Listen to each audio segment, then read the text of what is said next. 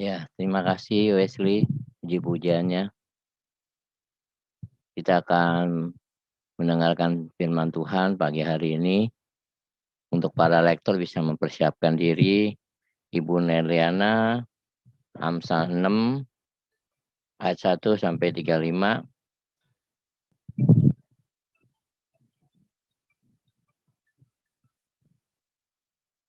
Amsal 6 ayat 1 sampai 35. Ibu Salma 2 Timotius 3 ayat 1 sampai 17. Kita akan berdoa sebelumnya. Pak Krumenik bisa silakan.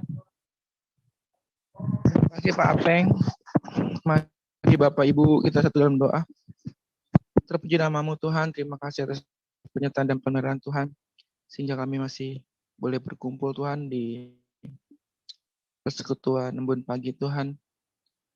Kiranya Kau ampuni kami akan dosa dan pelanggaran kami Bapa. Terima kasih Bapa untuk semua berkat yang sudah Engkau berikan kepada kami. Kau juga urapi para lektor yang akan membaca firman-Mu Tuhan.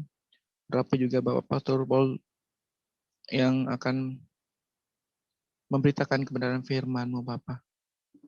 Urapi kami semua yang akan mendengar, baik yang di live Zoom, bahkan di live YouTube, bahkan yang akan mendengarkan siaran ulang ini Tuhan. Biarlah kami belajar untuk senantiasa menjaga kekudusan kami, hidup kudus dalam Tuhan, dan menjauhkan hal-hal yang tidak berkenan di hadapan-Mu Bapa. Terima kasih Tuhan Yesus. Biarlah ini semua belum menjadi rema dalam kehidupan kami dan kami melakukannya dalam kehidupan kami hari lepas hari. Kami alaskan doa ini di dalam nama Tuhan Yesus Kristus yang adalah Tuhan dan Juru Selamat kami hidup. Amin. Amin. Terima kasih Pak Meni. Silakan Bu Neliana. Baik, terima kasih Pak Apeng. Salam Pak Apeng. Salam Pastor Paul, Bu Ana. Salam Bapak Ibu semua yang hadir di live Zoom dan di live YouTube.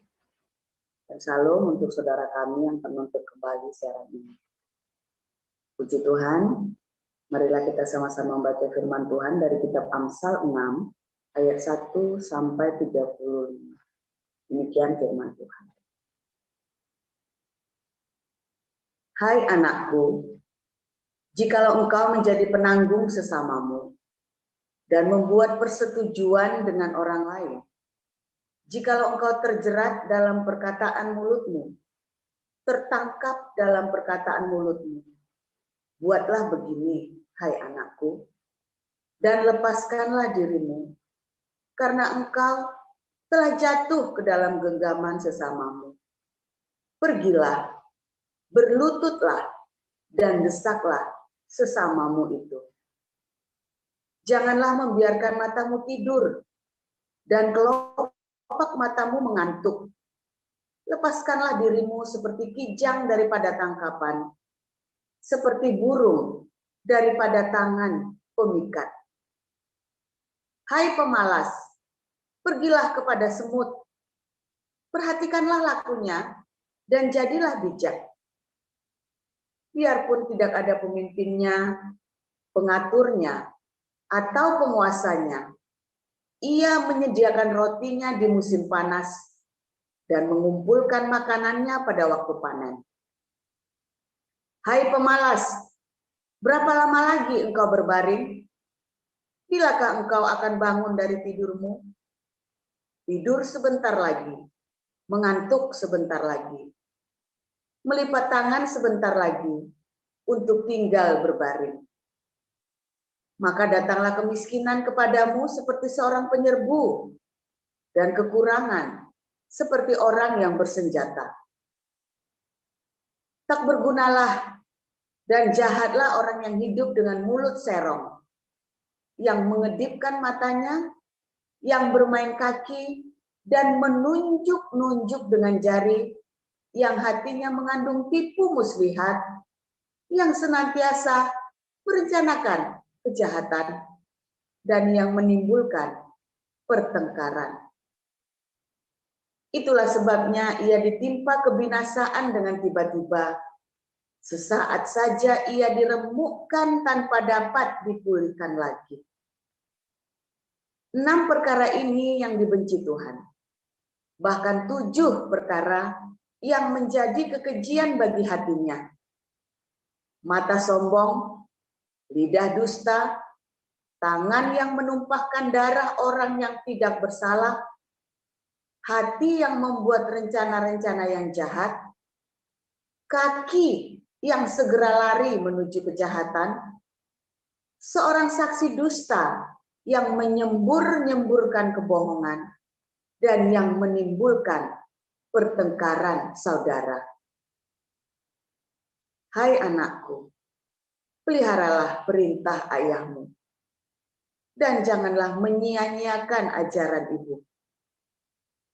Tambatkanlah senantiasa semuanya itu pada hatimu, kalungkanlah pada lehermu. Jikalau engkau berjalan, engkau akan dipimpinnya. Jikalau engkau berbaring, engkau akan dijaganya. Jikalau engkau bangun, engkau akan disapanya. Karena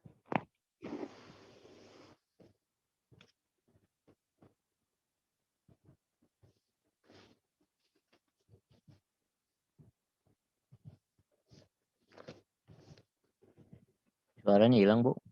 tidak perempuan asing. Janganlah menginginkan kecantikannya dalam hatimu. Janganlah terpikat oleh bulu matanya. Karena bagi seorang sundal, sepotong rotilah yang penting. Tetapi istri orang lain memburu nyawa yang berharga. Dapatkah orang membawa api dalam gelembung baju dengan tidak terbakar pakaiannya? Atau dapatkah orang berjalan di atas bara dengan tidak hangus kakinya? Demikian juga orang yang menghampiri istri sesamanya. Tiada seorang pun yang menjamahnya luput dari hukuman. Apakah seorang pencuri tidak akan dihina apabila ia mencuri untuk memuaskan nafsunya karena lapar? Dan kalau ia tertangkap, haruslah ia membayar kembali 7 kali lipat, segenap harta isi rumahnya harus diserahkan. Siapa yang melakukan zina tidak berakal budi.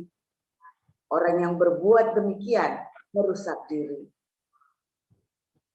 Siksa dan cemooh diperolehnya, malunya tidak terhapuskan. Karena cemburu adalah geram seorang laki-laki. Ia tidak kenal belas kasihan pada hari pembalasan dendam. Ia tidak akan mau menerima tebusan suatu pun. Dan ia akan tetap bersikeras betapa banyak pun pemberian. Demikian. Ya, terima kasih Bu Neliana. Silakan Bu Sarma. 2 Timotius 3. Saya akan membacakan kebenaran firman Tuhan dari 2 Timotius 3 ayat 1 sampai 17. Beginilah firman Tuhan. Ketahuilah bahwa pada hari-hari terakhir akan datang masa yang sukar. Manusia akan mencintai dirinya sendiri dan menjadi hamba uang. Mereka akan membual dan menyombongkan diri. Mereka akan menjadi pemfitnah.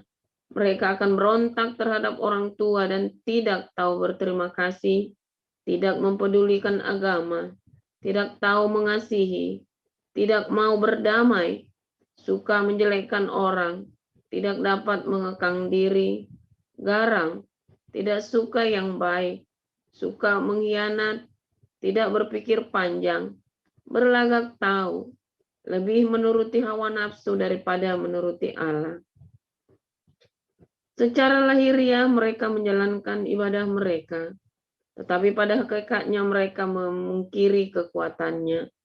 Jauhilah mereka itu, sebab di antara mereka terdapat orang-orang yang menyelundup ke rumah orang lain dan menjerat perempuan-perempuan lemah yang syarat dengan dosa dan dikuasai oleh berbagai-bagai nafsu yang walaupun selalu ingin diajar, namun tidak pernah dapat mengenal kebenaran.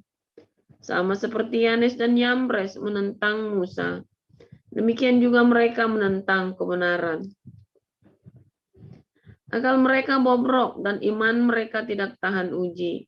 Tetapi sudah pasti mereka tidak akan lebih maju. Karena seperti dalam hal Yanes dan Yambres, kebodohan mereka pun akan nyata bagi semua orang. Tetapi engkau telah mengikuti ajaranku, cara hidupku, pendirianku, imanku, kesabaranku, kasihku, dan ketekunanku. Engkau telah ikut menderita penganiayaan dan sengsara, seperti yang telah aku derita di Antioquia dan di Iconium dan di Listra. Semua penganiayaan itu kuderita, dan Tuhan telah melepaskan aku daripadanya. Memang setiap orang yang mau hidup beribadah di dalam Kristus Yesus akan menderita aniaya, sedangkan orang jahat dan penipu akan bertambah jahat. Mereka menyesatkan dan disesatkan. Tetapi hendaklah engkau tetap berpegang pada kebenaran yang telah engkau terima dan engkau yakini, dengan selalu mengingat orang yang telah mengajarkannya kepadamu. Ingatlah juga bahwa dari kecil engkau sudah mengenal kitab suci yang dapat memberi hikmat kepadamu dan menuntun engkau kepada keselamatan oleh iman kepada Kristus Yesus. Segala tulisan yang diilhamkan Allah memang bermanfaat untuk mengajar, untuk menyatakan kesalahan, untuk memperbaiki kelakuan, dan untuk mendidik orang dalam kebenaran. Dengan demikian, tiap-tiap manusia, kepunyaan Allah diperlengkapi untuk setiap perbuatan baik. Demikian. Ya, terima kasih Bu Salma. Kita akan mendengarkan firman Tuhan dengan tema semut dan perjinahan. Silakan Pastor Paul. Ya, haleluya, luar biasa firman Tuhan pada pagi hari ini selalu baru ya. Setiap hari bila Anda menanti-nantikan Tuhan dengan sungguh-sungguh tanpa retorika dan konsisten melakukannya. Banyak orang dengarkan firman Tuhan cuma buat muasin kupingnya, buat banding-bandingin sama pendeta lain. Ya, dia dengarkan firman Tuhan bukan mencari kebenaran, tapi buat mencari pembenaran. Sehingga dia ketika dia mendengar firman Tuhan, dia cuma buat cocok-cocokin, oh iya aku sudah benar. Udah begitu doang. Oh lagi salah anggan, nih khotbahnya salah nih. Wah langsung mencaci maki yang khotbah, saudara. Karena dia mencari pembenaran, ya. Dia nggak menemukan rema, dia tidak akan sampai short, dia tidak akan sampai rema, dia tidak akan mendapat enlightenment, dia tidak akan mendapat yang namanya daat atau das, itu saudara. Nggak ada enlightenment. Karena dia memang memaksakan kebenaran itu sesuai dengan apa yang dia mau. Hati-hati ya, wah rugi sekali. Nah itulah yang terjadi di akhir zaman ini, saudara. Di penghujung zaman, ya, terjadi agnostisisme. Saya termasuk orang yang agnostik ya. Saya percaya Tuhan tapi bukan Tuhan seperti orang-orang pada kebanyakan orang pikir tentang Tuhan. Pada mulanya Allah menciptakan langit bumi. Allah itu seperti apa tuh? Allah itu ya cinta itu. Karena kalau punya cinta ya dia percaya Tuhan. Bukan sosok oknum yang tua, brewoken, jenggoten. Bukan, saudara ya. Ya saya percaya Tuhan, tapi bukan Tuhan seperti orang-orang yang pikirkan itu, saudara. Saya percaya malaikat, tapi bukan seperti malaikat yang sayap terbang-terbang ke sana kemari. Ya, yang sayapnya bisa patah. Bukan seperti itu, saudara ya. Makanya ikut kelas evangelis ya, sama kelas apologetik. Nah, kita buka ya, nanti bulan Oktober tanggal 18 kita mulai Selasa jam 7. Ya, itu nanti kita ajari ya, kelas evangelis, kelas apologetik kita ajarin apakah itu semuanya. Nah, di akhir zaman orang akan percaya dengan tahayul-tahayul, makanya disebut seperti Yanes dan Yambres. Yanes dan Yambres adalah dua orang penyihir di zaman Musa, ya, yang menghasut Firaun buat membunuh semua orang-orang, semua bayi-bayi Yahudi, bayi-bayi Ibrani yang lahir di tanah Mesir, saudara. Ya, dia menggunakan sihir-sihirnya dan tahayul nenek moyang mereka, ya. Nah itu Yanes dan Yambres, saudara. Dan kemudian waktu orang Israel mau keluar dari Mesir, Yanes dan Yambres inilah yang menghasut Firaun supaya jangan melepaskan orang-orang Ibrani keluar dari Mesir ini, saudara. Ya, dialah yang yang membujuk Firaun sehingga hatinya keras. Nah, itu yang terjadi ya dengan para pengajar-pengajar dan jemaat Tuhan ya di masa-masa akhir zaman, di mana semua kebenaran banyak dibuka, lalu orang gonta-ganti gatuk, saudara. Semua hal dibuka dan orang mulai ada kebebasan dalam beragama. Dulu zamannya Babel nggak ada kebebasan beragama. Anda kalau tidak menyembah patungnya si Nebukadnezar ya dibunuh, saudara. Ya, dari dulu itu namanya pemaksaan agama itu terjadi ya. Memaksa orang menyembah Tuhannya suku tersebut. Ya. Nah, di akhir zaman, Anda tidak akan dipaksa untuk menyembah Tuhannya orang, Tuhan. Enggak. Tapi Anda akan dibawa kepada takhayul-takhayul Tuhan di masa lampau. Ditarik kembali ke masa lampau dengan takhayul-takhayul tentang Tuhan yang di dalam Alkitab sendiri nggak pernah nuliskan, tetapi ada di dalam kitab sucinya mereka atau di dalam kitab-kitab suci. Itu kembali ya, kebangkitan agama-agama kuno itu nanti terjadi di hari zaman ya. Karena mereka lelah dengan humanisme, mereka lelah dengan teknologi, saudara. Makanya mereka kemudian mulai mencari yang aneh-aneh, sesuatu yang kuno banget, sebagai sesuatu yang klasik, ya. Bukan karena mereka percaya nggak percaya, tetapi sebagai kontemplasi, saudara. Untuk kontemplasi itu ya. Dan kemudian ya kacau, cari jalannya sendiri-sendiri. Bukan karena mencari Tuhannya, tetapi mereka menciptakan Tuhannya sendiri, saudara. Menciptakan Tuhan arangannya sendiri. Dan itu terjadi juga di gereja. Itu sudah mulai terjadi di gereja. Ya, gereja kemudian menciptakan Tuhan rekayasanya sendiri, saudara. Bahasa roh rekayasanya sendiri, mujizat-mujizat palsu. Itu sudah mulai menjangkit gereja, saudara. Hati-hati ya dengan iman hasil ilusi dari pendetamu. Banyak agama-agama di dunia, ya termasuk Islam, merupakan halusinasi dan ilusi, saudara. Ilusi dan delusi dari orang-orang pemimpin-pemimpinnya. Nah, kekristenan bukanlah agama. Kemarin yang ikut kelas evangelis saya terangkan ya. Kata Kristen itu bukan sebuah proper name atau sebuah nama organisasi atau nama kelompok, bukan, saudara. Sama seperti, oh ini pengikutnya si Paul nih. Nah, maksudnya begitu ya, pengikutnya si Paul. Nah, ini sama, Kristen itu pengikutnya Kristus yang diurapi, sama dengan Mesianik, pengikutnya si Mesias. Pengikutnya Kristus, Kristus itu kan Mesias. Nah, itu yang dimaksud seperti itu ya. Mesianik atau Kristen, atau Nazaren, itu pengikutnya orang Nazaret. Nah, itu maksudnya seperti itu. Kita bukan sebuah kelompok beragama bernama Kristen, saudara, bukan. Tetapi kita adalah sekelompok komunitas yang mengikuti jalan Tuhan. Jalan Tuhan kita, Yesus Kristus, sangkal diri, pikul salib, mengasihi, mengampuni, memberkati. Ya, jaga kekudusan. Diakonia, marturia, itu jalan Tuhan kita. Tetapi kemudian gereja mengemasnya di dalam ritual dan simbol karangan rumusan mereka sendiri.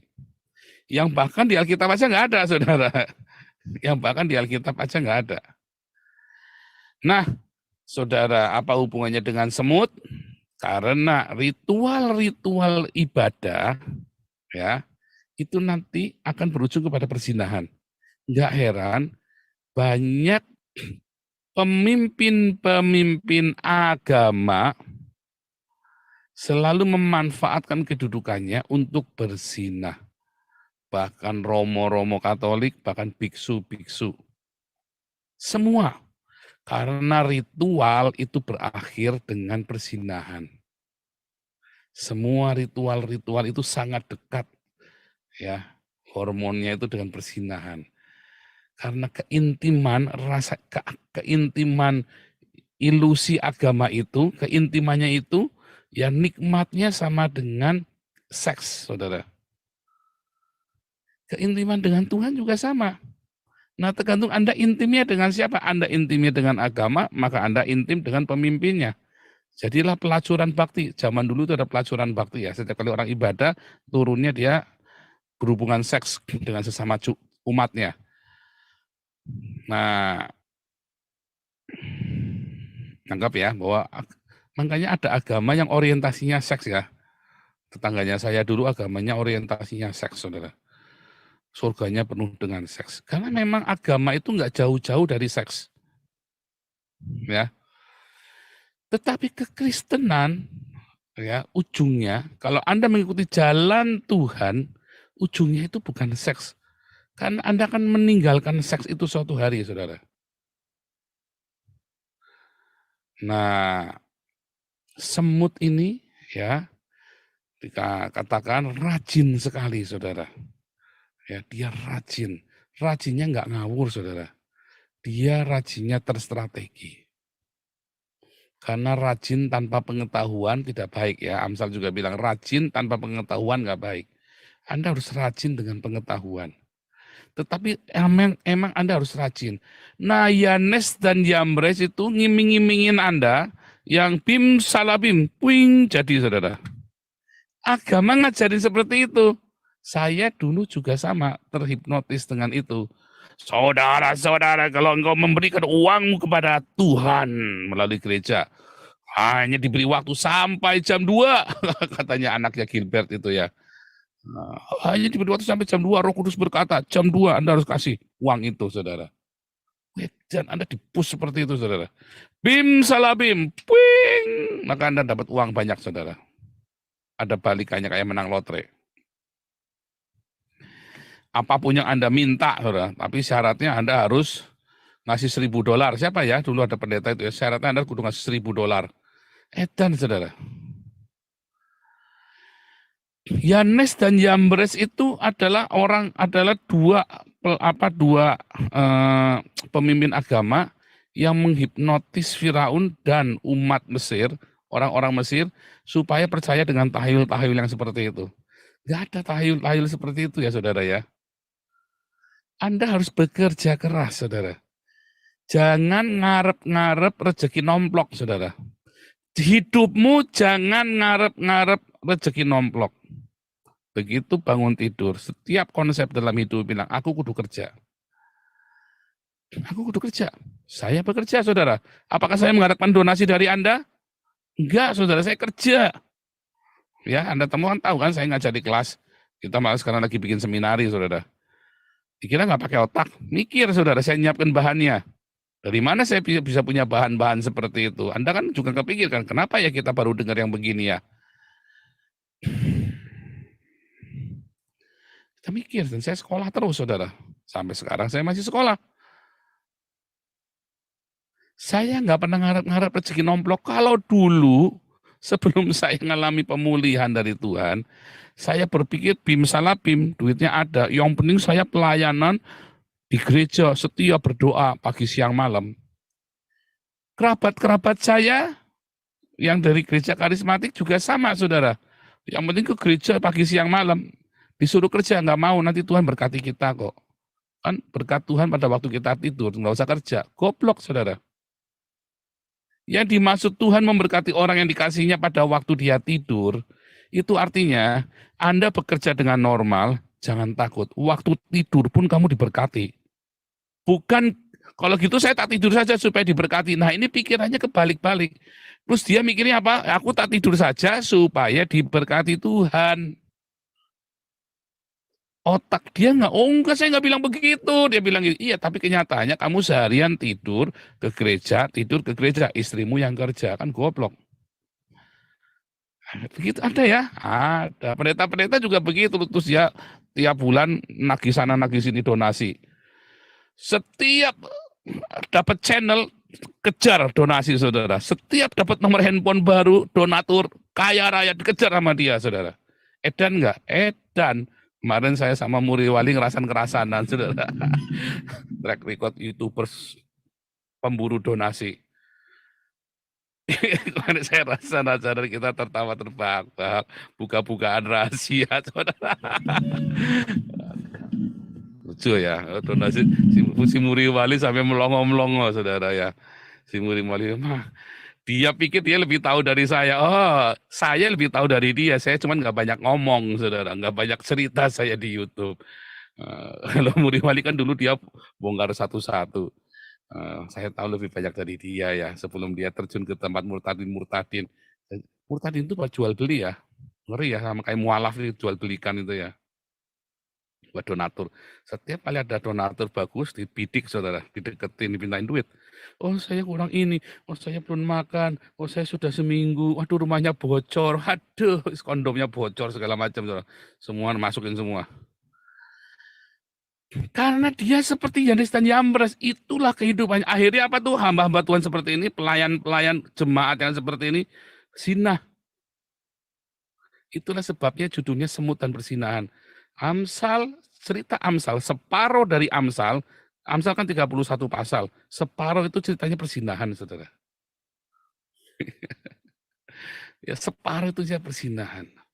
Karena dia nganggur, ngarepnya donasi, ngarepnya mujizat dalam kepalanya dia, tapi mujizat itu ada donasi. Kan mujizat datang melalui orang. Anda nggak tahu, saya pernah gotak uang jatuh di bawah depan mata saya, saudara. Yang aneh-aneh itu saya tuh ngalamin, saudara. Tetapi dulu saya berpikirnya maunya yang begitu, Tuhan kasih beneran. Tapi Tuhan ajari saya, saudara. Ya itu salah. Yang benar adalah kamu kerja. Seperti Paulus, saudara, dia kasih contoh sama kita. Dia sebagai tukang tenda, tent maker. Dia tukang tenda, saudara. Dia nggak minta-minta dari jemaatnya. Ada jemaat yang kasih, puji Tuhan, haleluya, buat pelayanan lagi. Tapi dia tidak mau membebani jemaat. Saya tidak berkata Anda cukup bekerja, bukan. Saya bekerja sebagai profesional, seorang pengajar, saudara. Ya, tetapi tidak ngejar-ngejar donasi, itu beda banget. Ada orang ya cuman ya udah disuruh khotbah senang terus sudah tidur.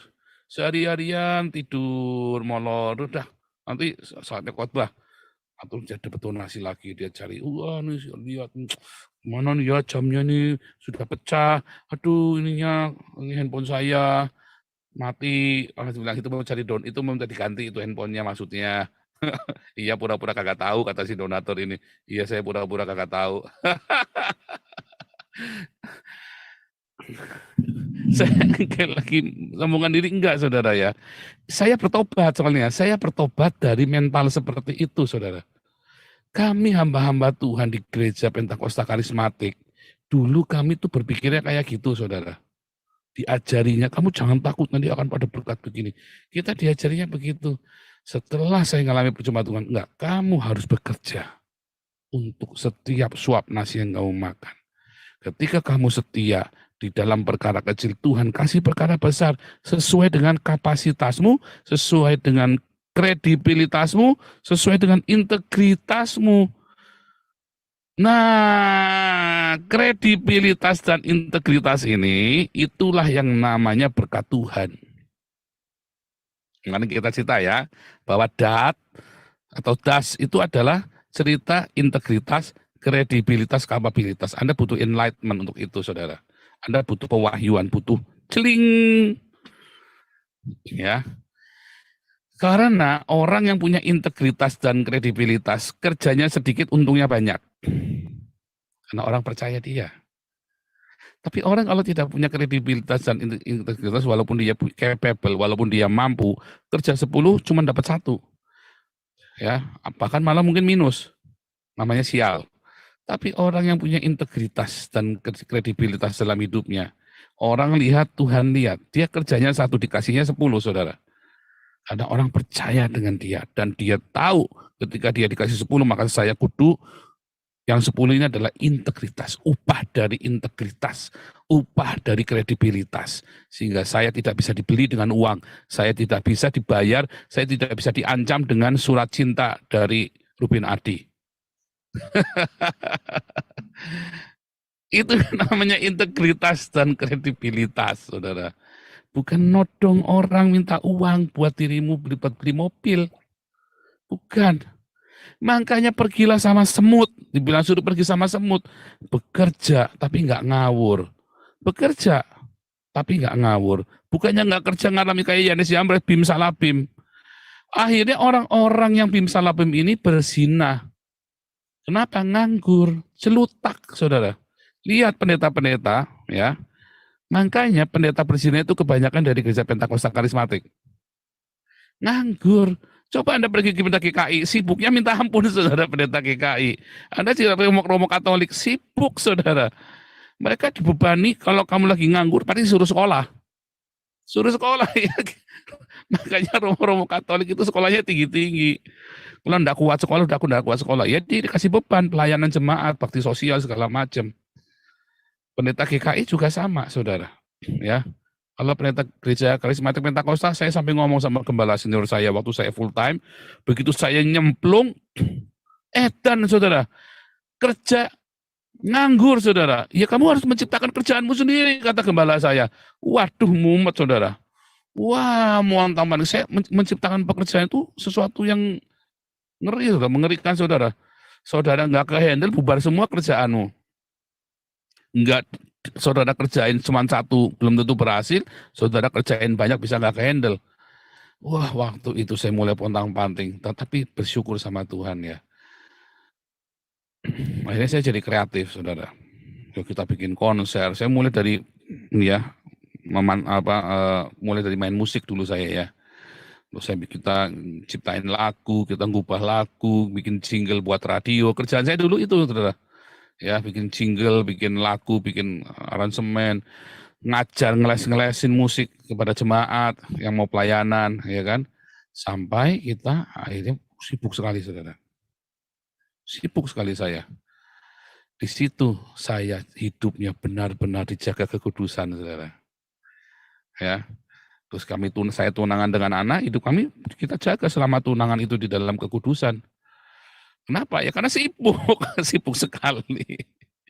Orang yang sibuk nggak mudah bersinah. Saya tidak berkata bahwa orang yang sibuk pasti nggak bisa, enggak, tapi tidak mudah. Karena dia nggak ada waktu buat memikirkan yang jorok, dan nggak ada waktu, aduh baru kesini, aduh udah, nggak ada waktu buat berfantasi jorok, saudara. Kalau Anda nganggur, fantasinya jorok. Mau hamba Tuhan yang maha sakti pun, tetap kalau Anda banyak nganggur, fantasi jorok. Contohnya siapa? Raja Daud. Orang kalau nganggur, fantasinya jorok. Makanya jangan nganggur.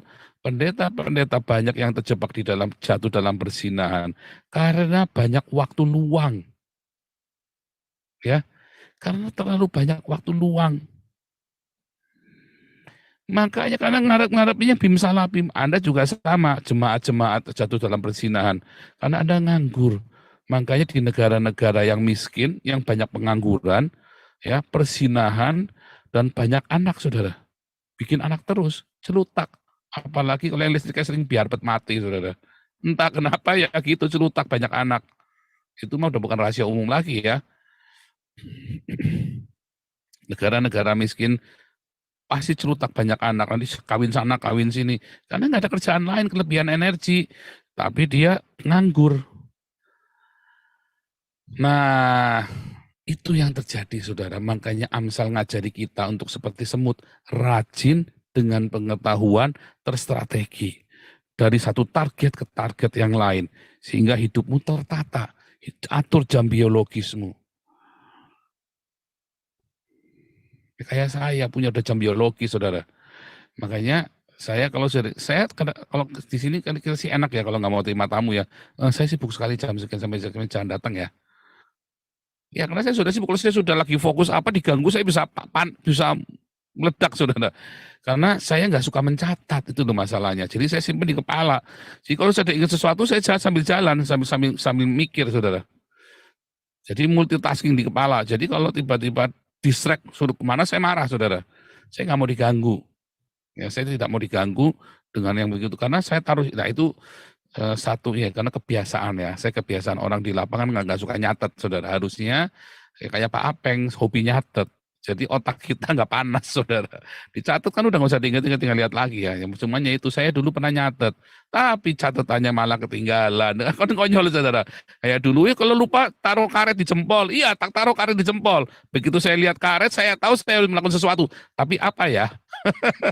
Karena saya taruh di karet di jempol. Anda ngerti nggak itu teori itu ya? Apa? Kalau sering lupa, kalau mau mati misalnya nih matiin kompor, taruh karet di jempol. Jadi kamu ingat, oh iya. Nah, apa gitu kan. Nah saya taruh karet di jempol, saudara. Terus saya lihat karetnya, saya mau ngapain ya dengan karet di jempol ini. Jadi tidak berlaku untuk saya, saudara. Karet di jempol itu. Ya memang kudu dicatat, pakai buku ya. Saya lihat teman-teman saya bule-bule itu pakai buku notas, buku pramuka itu, kecil-kecil itu ya, taruh di kantongnya dia ya. Aduh, satu latihan saya sekarang kagum-kagum sama mereka. Ya saya harus bertobat suatu hari ya, karena memang itu enak sekali, jadi nggak perlu mikir ya. Itu saya suka itu. Nah itu saudara, kerja yang terstrategi dari target ke target ya. Nah makanya nanti Anda akan hidupnya akan tertata, dan Anda otomatis kalau tadi lihat ya, ketika bahkan di dalam pencobaan pun Anda mulai ditulis, saudara, dari target ke target, cari solusinya. Karena tadi iman itu dari aniaya, dari pencobaan kan, ketekun hikmat, ya iman dan hikmat. Tadi kan iman itu menghasilkan hikmat, ketekunan kan. Ketekunan di dalam iman itu ada ketekunan, faithful, endure, tahan lama, saudara, kesetiaan. Nah itu akan menghasilkan hikmat, kita jadi pintar, kita punya hikmat. Maka biasanya orang-orang yang survive di dalam pencobaan, tekun di dalam pencobaan, ya, dia akan menghindari perzinahan, saudara. Karena dia tahu, waduh konyol, saya nggak mau cari-cari masalah. Perzinahan itu kan masalah yang nggak perlu, ya kan? Akhirnya kan kamu nambahin masalah buat rumah tanggamu, belum lagi kalau suaminya sana atau istrinya sana tahu. Kalau istrinya sana yang tahu, paling cuma ngoceh-ngoceh, cuma bikin malu saja. Tapi kalau suaminya yang tahu, wah, itu bisa dibunuh, saudara. Ya, mau di Amerika, mau di Eropa, mau di Indonesia, cemburu itu bisa bunuh orang, saudara. Ya, kalau dia punya terlalu nekat, terlalu histeris ya, atau terlalu frustasi, cemburunya dia itu bisa bunuh orang, saudara. Tadi makanya ya, cemburu seorang laki-laki itu mengerikan sekali. Nggak ada batasnya. Kamu bayar pun nggak mau. Nggak mau, dibayar pun nggak mau. Masalahnya bukan uang.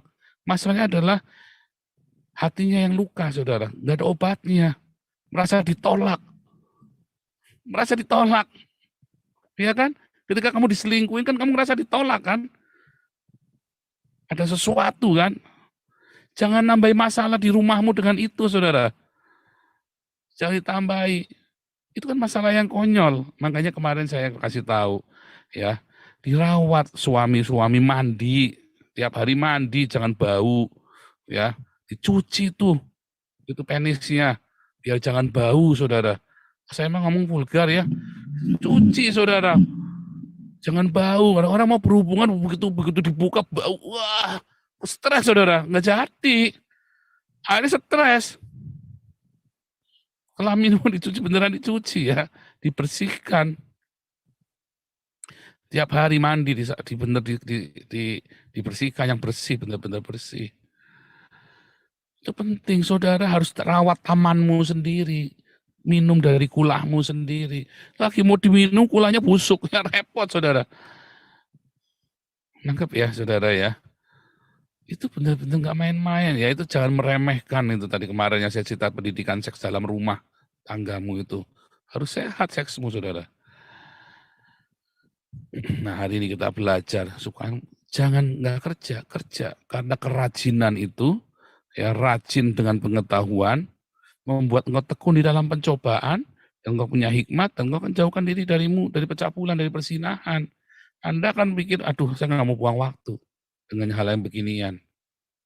Nah, saudara tahu mengapa ada orang menjadi penanggung sesamanya? Penanggung sesamanya itu gini, udahlah ntar utang lu gue yang bayar. Dah kamu berutang, nggak apa-apa, kasih utangan aja nanti saya yang nanggung. Papi saya pernah, saudara. Jadi penanggung hutang sesama itu ya. Itu hal yang paling bodoh, saudara. Karena apa? Karena gengsi. Mengapa gengsi? Biasanya karena ada wanita lain. Biasanya karena perempuan, saudara. Biasanya karena ego, dia mau pamer di depan istrinya, temennya, atau apa itu. Biasa, saudara. Pertunjukan nih, aku nih yang bisa diandalkan nih. Ego, saudara. Jangan pernah mau jadi penanggung hutang. Hari ini juga masih ya, di bank itu kalau Anda mau buka rekening, BCA ya kalau nggak salah masih ya. Kasih dong rekomendasi orang. Nah, tapi itu bukan penanggung hutang, itu cuma rekomendasi. Kalau zaman dulu, kalau Anda buka cek, maka cek itu harus ditandatangani sama satu orang yang siap menjamin Anda. Sebagai penjamin, garantor. Wah, itu ngeri, saudara. Jangan mau, saudara. Ya, karena ketika itu terjadi, saudara konyol nanti. Nah, di sini saya pernah ketemu orang begitu. Ya, karena gengsi. Karena gengsi. Ya, gengsi itu dimotivasi oleh apa? Ego itu. Rata-rata oleh karena masalah perempuan. Nah, ada lagi yang bukan karena masalah perempuan. Iya, rata-rata karena itu hubungan itu. Jadi jangan gengsi. Kalau dia sudah sibuk hidupnya, dia tahu dia berdarah-darah, dia tidak akan mudah dipanas-panasin untuk jadi penanggung hutang. Aduh, saya nyari lagi setengah mati, berdarah-darah, suruh nanggung kamu. Karena kamu dapatnya mudah, karena kamu dapatnya susah pun ada gengsi. Wah, itu kompleks, saudara. Ya, jangan menjadi penanggung hutang. Kalau sampai terjadi, cepat-cepat beresin, saudara. Batalin. Cepat-cepat tuntasin. Kalau sampai kecepatan, karena tadi ya, kecepatan ngomong. Dan nanti aku yang nanggung. Hati-hati omongan seperti itu ya, saudara. Janji-janji seperti itu. Tapi saya pernah habis ya rumahnya. Saya malam ya tidur di kasur, pagi-pagi barangnya nggak ada. Saya pagi-pagi bangun, tiba-tiba kami tidur di lantai. Di lantai. Nggak ada tilamnya, di lantai, saudara. Ternyata waktu 2-3 hari kemudian saya lihat barang-barang kami ada di rumahnya temannya papi saya itu, saudara. Diambil semua isi rumahnya itu, saudara. Kami pernah ngalami ya, saya waktu itu ingat saya masih kelas 2 SD atau kelas 1 SD itu. Itu masih terekam jelas, itu mengerikan ya. Malam tidurnya enak, saya ingat sekali mami itu kan selalu beresin kasurnya kami kan. Selalu kalau mau tidur kasur itu selalu diberesin sampai selemeknya itu manteng gitu loh. Sampai selemek itunya manteng kayak di hotel itu. Jadi kita tidurnya kan enak kan, bersih, adem gitu ya. Pagi-pagi kita tidur di lantai semua, kedinginan, saudara. Bangun. Hah? Kok di lantai perasaan kita? Terus kita tengok semua barang isinya kosong semua. Karena papi saya nanggung utangnya temennya dia, saudara. Itu bodoh ya. Karena gengsi, karena ego. Karena penggeraknya apa? Satu, biasanya karena dia dapat duitnya gampang. Tetapi dua, karena ego, karena gengsi, sombong. Nah, Amsal mengajarkan kita untuk rendah hati. Ya, jangan sok, duit nyarinya nggak gampang. Makanya jangan ngarep-ngarep rezeki nomplok, saudara. Jangan ngarep-ngarep rezeki nomplok dalam hidupmu, jangan. Kerja yang rajin, kalau ada rezeki nomplok itu, rezeki nomploknya kamu simpan. Kerja yang rajin. Sibukkan dirimu, jangan sampai nganggur. Anda kalau telepon saya susah. Makanya kalau WhatsApp saya, halo Pak, apa kabar? Nggak tak jawab. Cuman tak buka, nggak tak jawab. Ya saya biarkan kamu maunya apa, selesaikan dulu. Tuntas maksudnya apa nanti baru tak jawab gitu loh. Soalnya nggak ada waktu, saudara. Saya pun sama, kalau mau telepon orang, saya langsung, Shalom Bu Neliana, apakah bisa begini, udah jawab. Shalom Bu Neliana, udah nanti Bu Neliana jawab Shalom. Udah, itu mau apa coba? Enggak, saya langsung, Shalom Bu Neliana, apakah bisa begini, udah langsung aja, to the point. Selesaikan komunikasinya kan? Gitu ya, sama saya gitu. Anda kalau cuma Shalom Pak Paul, udah nggak tak baca, nggak tak jawab. Serius ya saudara, karena habis waktu, benar-benar habis waktu. Langsung to the point. Ya, jadi ingat-ingat, rajin bekerja dengan strategi, dengan target. Ya, dengan pengetahuan yang benar. Nanti kamu nanti terhindar dari persinahan dan dari semua kekonyolan karena kamu rajin dan ditarget hidupnya. Ya, di dalam pencobaan, ya, tekun dalam pencobaan, cari solusinya, ya. Jangan ngarep-ngarep rezeki nomplok.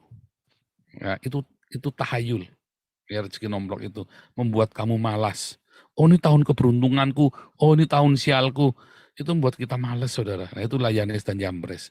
Akhirnya kalau orang-orang malas ini, akhirnya apa? Celutak, zina, cabul, ya, dan menghasilkan berbagai macam kekonyolan yang tidak perlu, kebodohan-kebodohan dan bencana-bencana yang tidak perlu buat hidupmu. Energimu habis buat nandanin. Tapi kalau kita tetap rajin seperti semut, ya, kita akan terhindar. Banyak terhindar dari masalah. Tuhan Yesus memberkati. Silakan Pak Peng. Iya.